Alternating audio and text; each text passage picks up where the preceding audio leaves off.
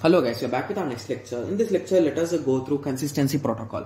So in this, we are having a total of two main protocols, guys. That is nothing but a remote write protocol and a local write protocol. So from the names only you can identify. One is doing remotely and one is doing locally. Okay? Yes. Okay. So basically the diagram will be in this way, guys. We are having a data store and we are having two clients. And here is a server. Okay. So here it is a remote write, right? Yes. So basically the client wants to write some data. So this write will pass it to the below database or below server or below client, and that is again pass it to this. This is the server, right? So the request should go to server.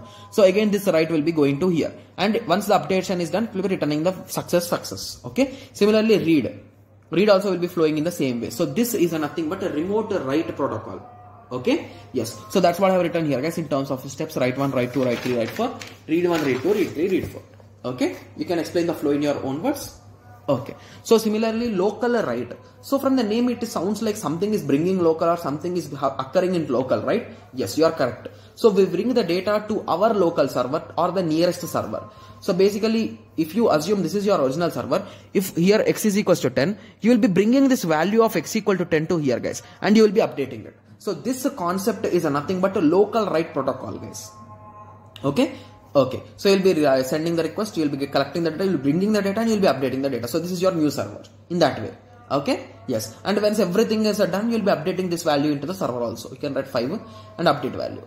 Okay. Yes. So I hope everyone got a clear idea on the unit 2. We discussed almost all the topics, guys. Okay. Yes. So in terms of important questions, I'll be showing some important questions in the next lecture. But one thing that I am suggesting with the distributed systems is that we are not having any kind of previous year question papers, guys. So I request everyone to read each and every question, guys. Okay.